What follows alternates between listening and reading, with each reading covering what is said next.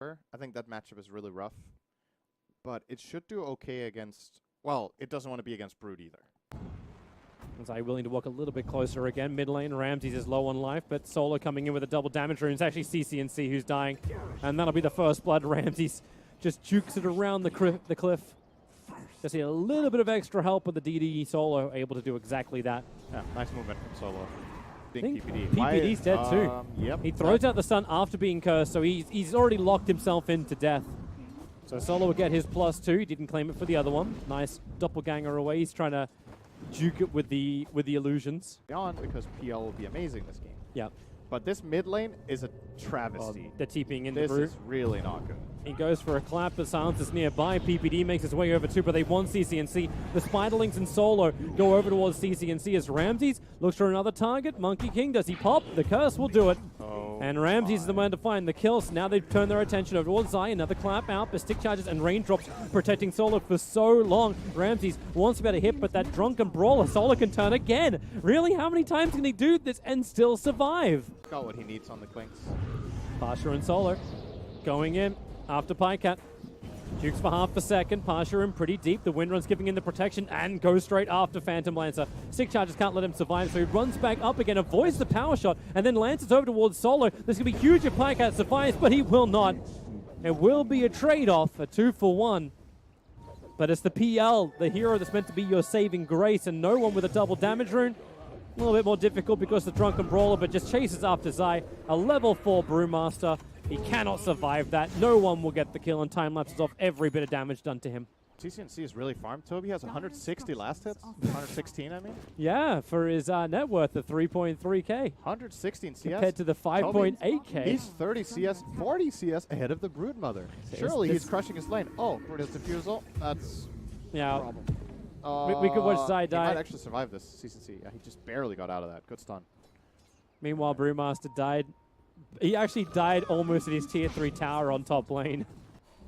It's the end of the death pack, so there it is. Pull him in, swap him up. Global Silence is out, but it won't matter. Or will it? Ramses into the trees and away. No way does he get away with this. Oh, he no does. They didn't know he ran up. They thought he ran down, or at least hung around.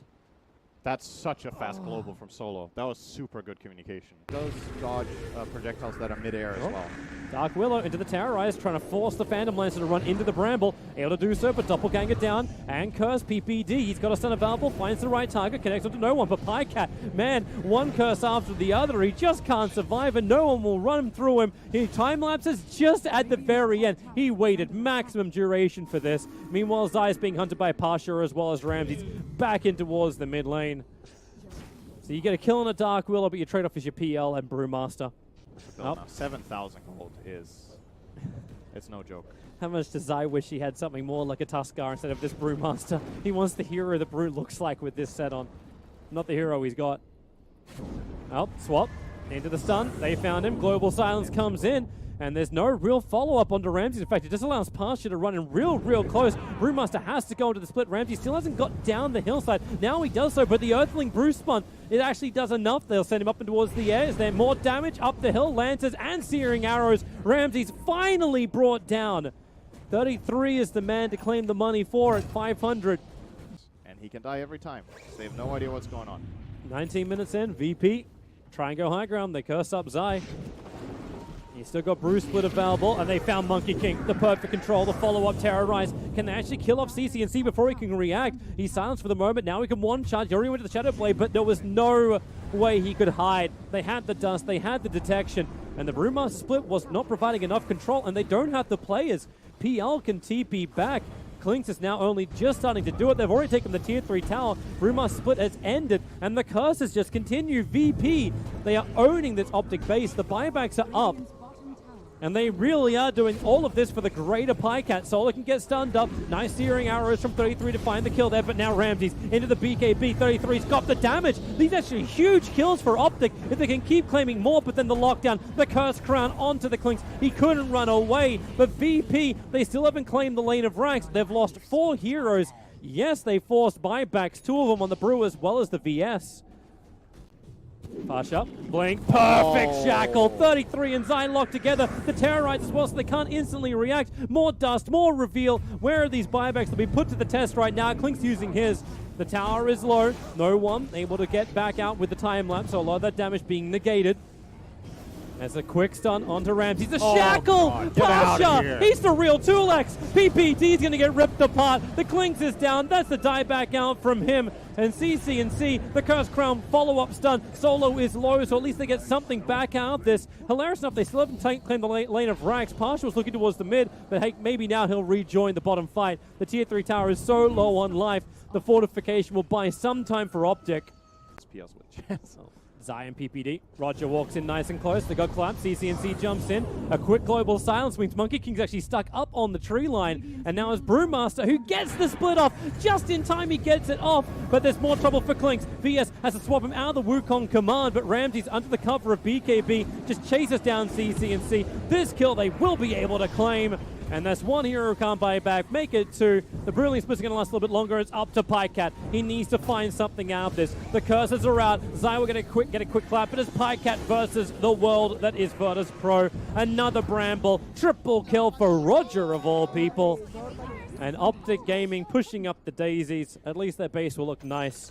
The question is if they can get more out of this for now. That's why Pycat's trying to slow it up. Monkey's up in 3 seconds time. VP probably won't want to overstay. Ramsey's burning that BKB down to 6 seconds. They can still swap through that. But remember, he's got the extra life through the form of the cheese. And exactly what he uses. The follow-up's done. He's actually dropping low, but Ramsey's, the damage is still dealt. 33 goes down.